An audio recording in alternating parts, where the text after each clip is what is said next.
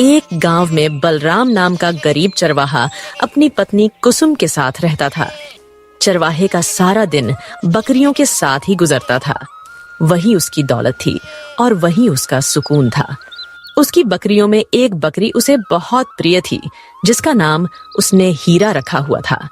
एक दिन सुबह के समय पूरे गांव में यह खबर फैल गई कि चरवाहे की बकरी ने इंसानी बच्चे को जन्म दिया है। यह खबर सुनते ही गांव में हलचल मच गई। गांव के सभी लोग इकट्ठा होकर चरवाहे के घर पहुंच गए। गांव के सभी लोग गुस्से से आग बबूला थे। गांव का मुखिया चरवाहे से बोलता है, अरे नीच बदतमीज, जरूर तूने बकरी के साथ कुछ गलत किया है, तभी बकरी ने इंसानी बच्चे को जन्म दिया है। तो जैसे इंसान इस दुनिया में जीने के लायक नहीं है। मुखिया की बात सुनकर चरवाहा रोने लगा और गांव वालों से कहने लगा, इंसानियत के नाते मेरी बात तो सुने। जैसा तुम सोच रहे हो वैसा कुछ नहीं है। मैंने कोई पाप नहीं किया। जब कल मैं बकरियों को चरा रहा था तो मेरी प्रिय बकरी हीरा अजीबोगरीब हरकतें कर रही थी। मैंने सोचा बकरी ने किसी शेर या भेदिए को देख लिया है, तभी यह डर के मारे ऐसी हरकत कर रही है। मैं जैसे ही दौड़कर बकरी के पास गया तो मैंने देखा एक मासूम बच्चा बकरी के पास खड़ा है। मैं बच्चे को देखकर हैरान हो गया। फिर काफी देर बाद मैंने सोचा कि मैं बेऔलाद हूं। शायद ईश्वर ने यह बच्चा मेरी पत्नी की सुनी गोद को भरने के लिए दिया है। फिर मैं उस बच्चे को उठाकर अब उसे अपना बेटा मानकर पाल रहा हूं। अरे अपनी झूठी कहानी सुनाकर अपने पापों पर पर्दा डाल रहा है।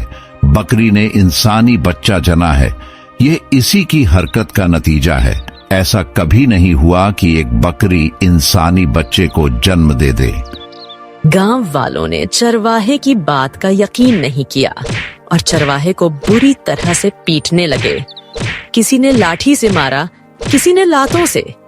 चरवाहा गिड़गिड़ाता रहा, लेकिन उसकी किसी ने ना सुनी। फिर भीड़ में से एक बूढ़ा आदमी निकलकर आया।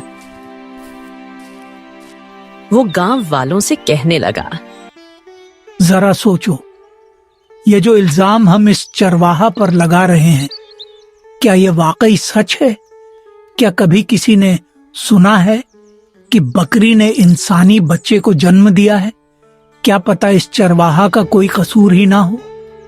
हमें इस मामले की जांच करवानी चाहिए। गांव वालों ने बूढ़े की बात मान ली और दूर नगर से एक बहुत ही बड़े हकीम को बच्चे की जांच करवाने के लिए बुलाया गया। हकीम ने अच्छी तरह बच्चे की जांच करके कहा, इल्जाम लगाना आसान नहीं होता है, लेकिन हकीकत तक पहुंचना बहुत मुश्किल है। तुम लोग कहते हो कि बकरी ने इंसानी बच्चा जना है, ये तो उसूलों के खिलाफ है। मैं दावे के साथ कह सकता हूं, ये बच्चा बकरी नहीं बल्कि किसी औरत ने ही जना है। हकीम की बात सुनकर गांव वाले हैरान रह गए। फिर गांव का मुखिया हकीम जी से बोलता है, हकीम जी, अगर यह बच्चा बकरी ने नहीं जना है तो फिर यह बकरी के पास कहां से आया? अब मैं ये क्या जानूं कि यह बच्चा कहां से आया? ये तो ईश्वर ही जाने। इतना कहकर हकीम जी गांव से चले गए। लेकिन गांव वालों को हकीम की बात पर यकीन नहीं आया। वह तो अब भी यही समझ रहे थे कि यह सब चरवाहे की मेहरबानी है जो बकरी ने इंसानी बच्चे को जन्म दिया। गांव का मुखिया गांव वालों से बोलता है, इस चरवाहा की वजह से हमारे गांव का नाम बदनाम हो गया है। अब भलाई इसी में है कि इसे और इसकी पत्नी को इस गांव से निकाल दिया जाए। मुखिया की बात सुनकर सभी गांव वाले चरवाहे और उसकी पत्नी को गांव से निकालने के लिए राजी हो जाते हैं। फिर मुखिया चरवाहे और उसकी पत्नी से कहता है, तुम्हारे पास एक दिन का समय है। अपना सामान, बकरियां और इस बच्चे को लेकर कहीं दूर चले जाओ और फिर कभी इस गांव में आने की कोशिश मत करना। अगर कल तक तुमने गांव नहीं छोड़ा तो तुम्हें गांव के चौराहे पर खड़ा करके लाठी और पत्थरों से पीट पीट कर जान से मार दिया जाएगा। इसीलिए भलाई इसी में है कि कल का सूरज निकलने से पहले तुम इस गांव से चले जाना। मुखिया की बात सुनकर चरवाहा और उसकी पत्नी गम में डूब गए। फिर दोनों पति पत्नी ने अपना सामान बांधा और बच्चे और बकरियों को लेकर गांव से चले गए।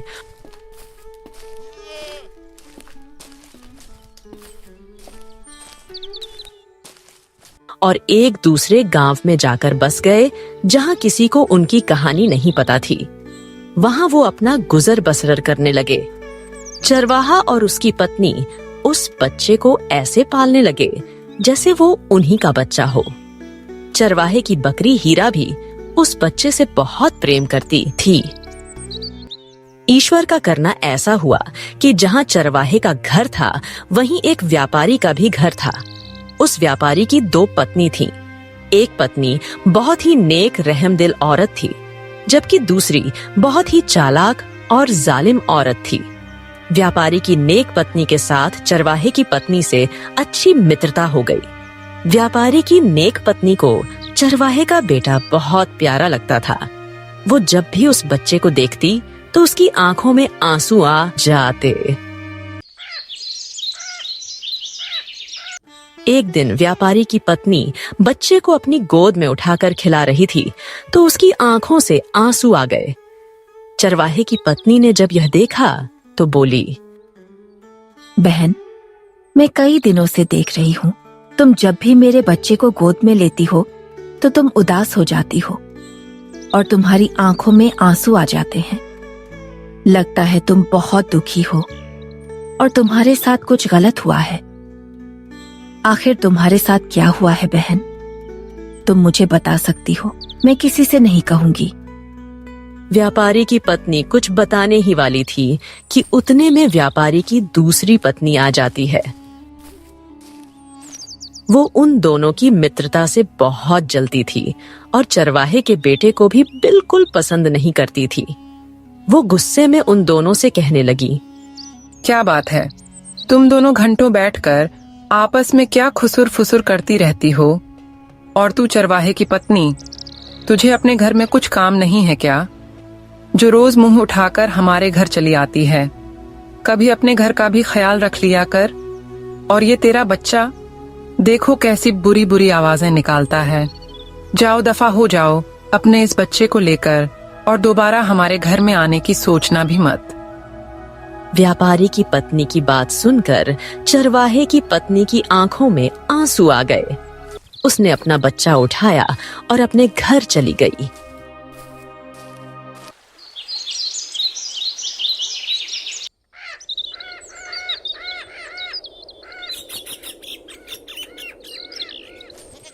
शाम को जब चरवाहा बकरी लेकर घर लौटा तो उसकी बीवी ने रोते हुए सारी बात चरवाहे को बता दी। आज बहुत बड़ा अपमान झेलकर आई हूँ। मैं बराबर वाले व्यापारी के घर गई थी।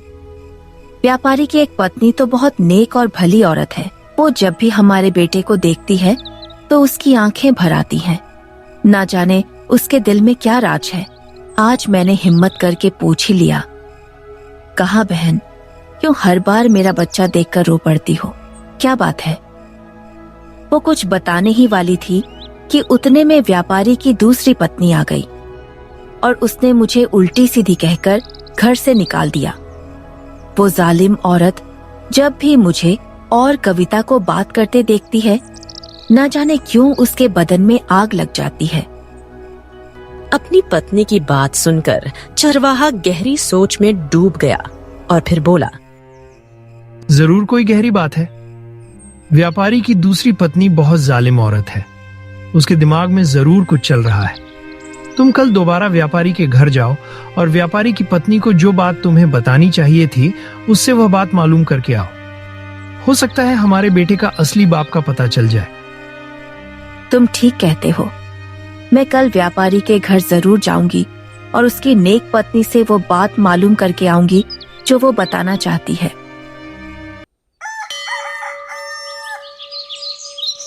दूसरे दिन चरवाहा बकरियों को लेकर जंगल चला गया तो उसकी पत्नी मौका पाकर व्यापारी के घर चली गई। व्यापारी की चालाक पत्नी चंपा किसी काम से बाहर गई हुई थी, जबकि व्यापारी की नेक पत्नी कविता घर पर अकेली थी। जब कविता ने चरवाहे की पत्नी और उसके बच्चे को अपने घर में देखा तो वह बहुत खुश हुई और उसने चरवाहे के बेटे को अपनी गोद में उठा लिया और चरवाहे की पत्नी से कहने लगी, जानती हो बहन, जब भी मैं तुम्हारे बच्चे को देखती हूँ तो लगता है जैसे ये मेरा ही बेटा है। मेरा भी बिल्कुल इसी तरह एक खूबसूरत बेटा था, लेकिन पता नहीं वो कहाँ गायब हो गया। मुझे इस बच्चे में अपना बेटा ही दिखाई देता है। समझ नहीं आता वो कहाँ गया, उसे कौन उठा ले गया। कविता की बात सुनकर चरवाहे की पत्नी हैरान होकर बोलती है, कविता बहन, यह कैसी बातें कर रही हो? तुम्हारे बच्चे को कौन उठा कर ले गया? जरा मुझे विस्तार से अपनी कहानी बताओ। आखिर तुम्हारे साथ ऐसा कौन सा हादसा हुआ? कविता की आंखों में आंसू आ गए। फिर वो अपनी कहानी सुनाने लगी। मैं व्यापारी की दूसरी पत्नी हूँ। व्यापारी ने मुझसे इसलिए शादी की कि उसकी पहली पत्नी चंपा की कोई औलाद नहीं थी। शादी के कुछ महीनों बाद मैं उम्मीद से हो गई। व्यापारी की खुशी का कोई ठिकाना नहीं था। वो मुझसे बेहिसाब मोहब्बत करने लगा, लेकिन यह बात चंपा को बिल्कुल पसंद नहीं थी। वो हर छोटी छोटी बात पर मुझसे झगड़ा करती और तरह तरह की बातें सुनाती, ताने देती। कई बार उसने मेरा बच्चा गिराने की कोशिश की। जब बच्चा पैदा होने के दिन आए तो मुझे रोज अजीबोगरीब डरावने ख्वाब आते। ख्वाब में एक औरत होती थी जिसका मुंह ढका हुआ होता था। वो मुझसे मेरा बच्चा छीन कर भाग रही होती थी। मैं डर के मारे जाग जाती और यह सब अपने पति को बताती। मेरा पति मुझसे कहता कि यह मेरा वहम है, तुम इस बारे में कुछ ज्यादा ही सोच रही हो, ज्यादा मत सोचो। फिर एक दिन मैंने चांद से बेटे को जन्म दिया। बिल्कुल तुम्हारे बेटे की तरह पूरे घर में खुशियां छा गईं। व्यापारी मुझसे बेइंतहा मोहब्बत करने लगा। व्यापारी मुझसे कहता, कविता तुमने मेरी सुनी दुनिया रोशन कर दी, अब मेरी जिंदगी पूरी हो गई। लेकिन मेरी सौतन को यह बात बिल्कुल पसंद नहीं थी। वो मुझसे और मेरे बच्चे से बहुत जुड़ती थी। उसका दिल जलजल कर राख हो रहा था। उसकी आंखों में एक अजीब सी नफरत भरी थी। एक रात जब हम सो रहे थे तो मेरा बच्चा बिल्कुल मेरे बराबर में लेटा हुआ था। लेकिन जब आधी रात को मेरी आंख खुली तो मैंने देखा कि मेरा बच्चा बिस्तर पर नहीं है। मैं घबराकर फौरन बिस्तर से उठी और अपने बच्चे को चारपाई के नीचे देखा। कमरे के हर कोने में देखा, हर जगह तलाश किया, लेकिन उसका कोई पता न चला। जब मुझे बच्चा कहीं न मिला तो मैं रोने पीटने लगी। मेरे रोने की आवाज़ सुनकर मेरा पति भी नींद से उठ गया। जब उन्हें बच्चे के बारे में पता चला तो वो भी तड़प कर रह गए। चंपा हमारे बराबर में बैठकर हमें तसल्ली दे रही थी। उस दिन से आज तक हमने अपने बच्चे को बहुत तलाश किया, लेकिन मेरा बच्चा ना मिल सका। उस रात के बाद मेरी जिंदगी अंधेरे में डूब गई और आज तक उस दर्द को सीने में छुपाए जिंदा हूँ। इतना कहकर व्यापारी की बीवी फूट फूट कर रो। उतने में ही व्यापारी की चालाक पत्नी चंपा घर आ गई। जैसे ही उसने उन दोनों को पास बैठे देखा तो छुपकर उनकी बातें सुनने लगी। जब उसने कविता के मुंह से सुना कि कैसे उसका बच्चा अचानक गायब हुआ, कैसे वो आज तक बच्चे की तलाश में है, तो चंपा के चेहरे का रंग उड़ने लगा। उसकी रूह कांप गई। वो सोचने लगी, ये कविता कहीं मेरा राज न खोल दे और आजकल ये चरवाहे के बेटे से कुछ ज्यादा ही लगाव रख रही है। कहीं यह वही बच्चा तो नहीं जिसे मैं जंगल में जंगली जानवरों के सामने फेंक आई थी। चंपा के दिमाग में अनगिनत ख्यालात चल रहे थे। फिर उसने अपने आप को समझाते हुए कहा, नहीं नहीं, ये मेरा वहम है।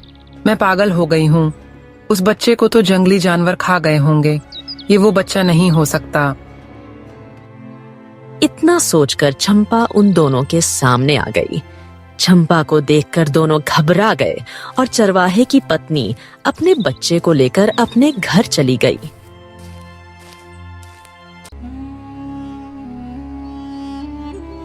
उस दिन के बाद चंपा ने व्यापारी के और भी कान भरने शुरू कर दिए। तुम्हारी बीवी कविता मनहूस है। ईश्वर ने तुम्हें चांद सा बेटा दिया था, लेकिन यह कमबख्त खुद ही अपने बेटे को खा गई। न जाने तुमने उस मनहूस से शादी क्यों की।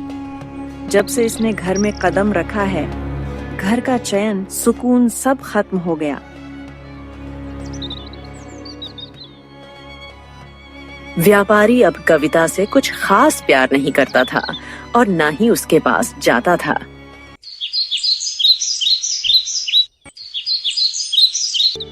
कई साल गुजरते गए। अब वह चरवाहे का बेटा भी कुछ बड़ा हो चुका था। लंबा कद, गोरा रंग, प्यारी सी सूरत और बड़ी बड़ी आंखें। किसी अमीर खानदान के बेटे जैसा लगता था। देखने वाले कहते रहते थे, भला यह लड़का बकरियां चराने वाले का बेटा कैसे हो सकता है। अब वो लड़का रोज अपने पिता के साथ बकरियां चराने जाने लगा।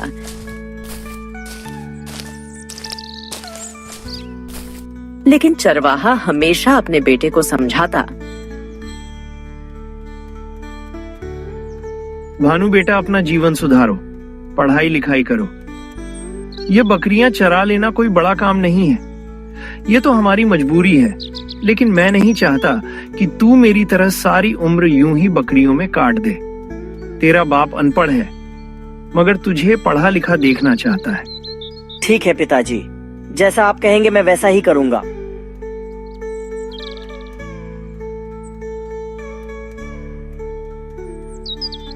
उस दिन के बाद चरवाहे ने अपने बेटे को पढ़ाने का इरादा कर लिया।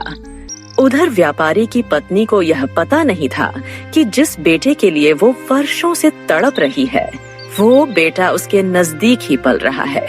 व्यापारी की पत्नी को चरवाहे के बेटे से लगाव बढ़ता ही जा रहा था। वो लड़का जब भी उसके घर के सामने से गुजरता, वो चोरी छुपे दरवाजे के पीछे से झांकने लगती। उसकी आंखों में एक अजीब सा सुकून आ जाता। एक दिन चरवाहा अपनी बकरियों को चराने के लिए जंगल गया।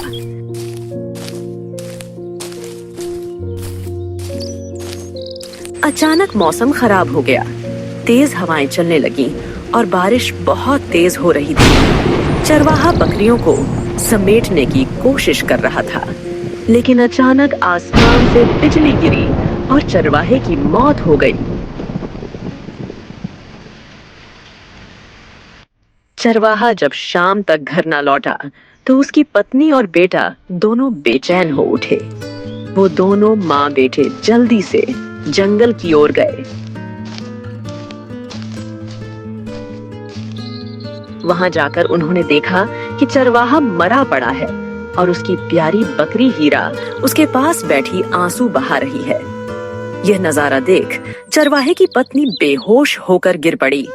भानु जोर जोर से रोने लगा।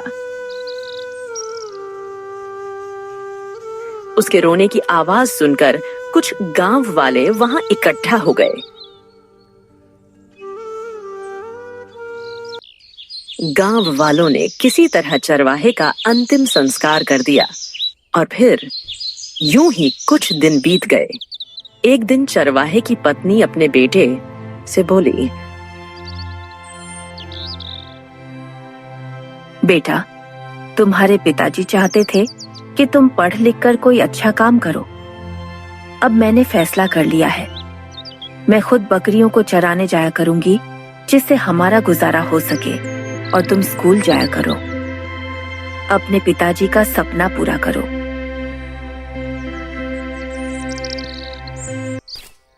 उसके बाद चरवाहे की पत्नी सारा दिन अपनी बकरियों को चराने लगी और जब उसका बेटा स्कूल से आ जाता तो वह भी अपनी माँ की मदद करता।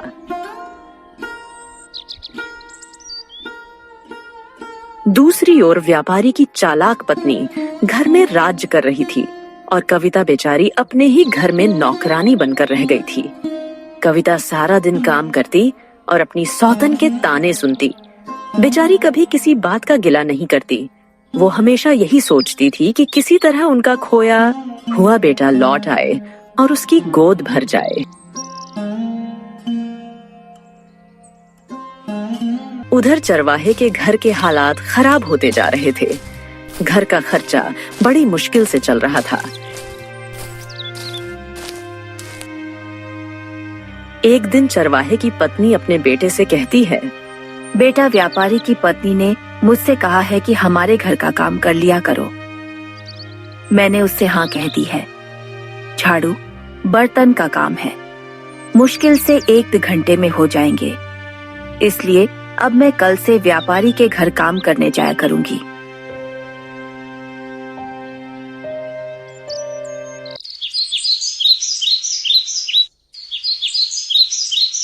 अगले दिन चरवाहे की पत्नी व्यापारी के घर काम करने चली जाती है। लेकिन जब चंपा उसे देखती है तो वह गुस्सा हो जाती है। वो नहीं चाहती थी कि चरवाहे की पत्नी इस घर में काम करे, क्योंकि वो घर का सारा काम कविता से करवाना चाहती थी। लेकिन फिर वो सोचती है, अगर मैंने इसे भगा दिया तो काम का सारा बोझ कविता पर आ जाएगा और वह बीमार पड़ जाएगी। ज्यादा बोझ डाला तो कहीं वो नामुराद मर न जाए और फिर व्यापारी मुझसे सवाल करेगा। कविता की बीमारी देखते हुए चंपा चरवाहे की पत्नी को काम पर रख लेती है और फिर उससे कहती है, सारा काम ध्यान से करना। अगर जरा भी लापरवाही की तो अगले ही दिन घर से निकाल दूंगी।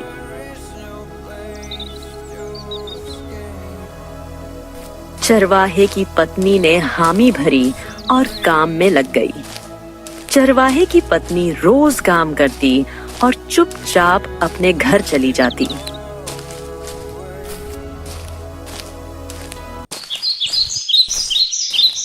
एक दिन मौका देखकर कविता ने चरवाहे की पत्नी को अपने पास बुलाया और कहने लगी, अब तो मैं घर से बाहर भी नहीं जा सकती हूँ। अब तो जीना मरना इसी घर में है। मैं इस घर में जिंदा लाश बनकर रह रही हूँ। कविता की बात सुनकर चरवाहे की पत्नी की आंखें भर गईं। उसने कविता को समझाया और कहा, बहन, तू अपने को क्यों कसूरवार समझती है? तुम्हारी इन्हीं बातों की वजह से तुम्हारी सौतन ने तुम्हारे पति को अपनी तरफ कर लिया। खुद पर भरोसा रखो। अगर किसी ने तुम्हारी एक औलाद छीन ली है तो ईश्वर तुम्हें दूसरी औलाद जरूर देंगे। अभी तुम्हारी उम्र ही क्या है। तुम अपने पति का ख्याल रखो, उसे अपने होने का एहसास दिलाओ। अगर व्यापारी चंपा का पति है तो वह तुम्हारा भी पति है।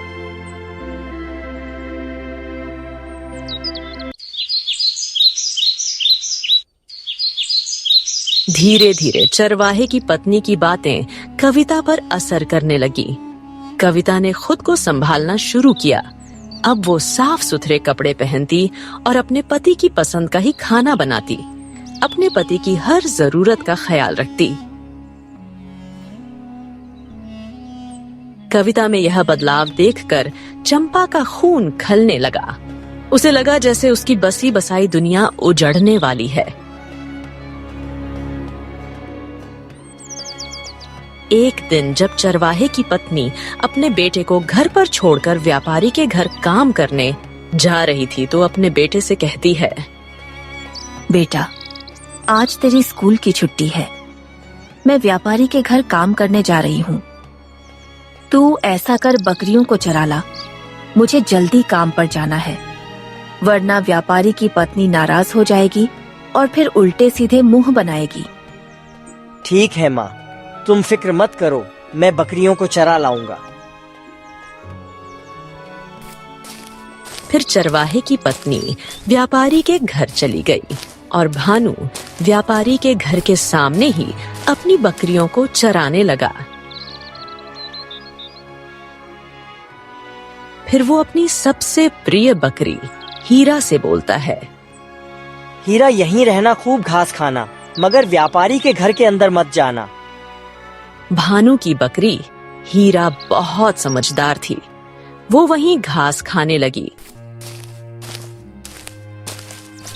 भानु व्यापारी के घर में घुसकर अपनी माँ के पास चला गया। उस दिन कविता की तबीयत बहुत खराब थी। व्यापारी खुद अपनी बीमार पत्नी के सिराहाने बैठा था और उसका बहुत ख्याल रख रहा था।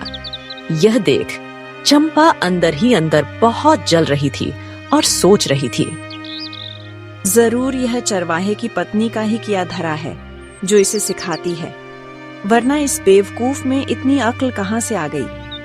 पहले यह कितनी बीमार होती थी, व्यापारी कभी इसे पूछता तक नहीं था, और आज इसका इतना ख्याल रख रहा है। चंपा यह सोच ही रही थी कि अचानक उसकी नजर भानु पर पड़ी। भानु को देख उसे इतना गुस्सा आया कि वो जल्दी से उसके पास गई और जोर से एक थप्पड़ उसके गाल पर मारा। हरामजादे, किसने कहा था हमारे घर के अंदर आने को? निकल यहाँ से, मनहूस। चंपा भानु पर चिल्ला ही रही थी कि उतने में चरवाहे की बकरी हीरा आ गई। जैसे ही उसने चंपा का चेहरा देखा, बकरी ने चंपा पर हमला कर दिया। बकरी ने चंपा को पहचान लिया, वो ही भानु को जंगली जानवरों के सामने फेंक कर आई थी। बकरी चंपा को पीटी ही जा रही थी। चंपा की चीख पुकार से पूरा घर गूंज उठा। व्यापारी भागता हुआ चंपा के पास आ गया। उसने किसी तरह बकरी को रोका। चंपा की हालत देखकर व्यापारी का खून खौल उठा। उसने चरवाहे की पत्नी और उसके बेटे को उल्टा सीधा बोलना शुरू किया। निकल जाओ मेरे घर से, कोई जरूरत नहीं है मुझे तुम्हारे काम की, और दोबारा यहाँ आने की सोचना भी मत। चरवाहे की पत्नी अपने बेटे और बकरी को लेकर व्यापारी के घर से चली गई। लेकिन कविता हैरान थी। वो सोच रही थी, आखिर वो बेजुबान बकरी चंपा को इतनी बुरी तरह क्यों पीट रहा था? कुछ तो बात है जो उस बकरी को पता है। उस दिन छुपकर कविता चरवाहे के घर पहुंच गई। चरवाहे की पत्नी घर पर नहीं थी। कविता भानु से कहने लगी, बेटा, जब तक तुम्हारी माँ घर नहीं आती तुम ऐसा करो, मेरे साथ चलो। भानु जब कविता के साथ चलने लगा तो उसकी बकरी हीरा भानु के कपड़े पकड़कर खींचने लगी।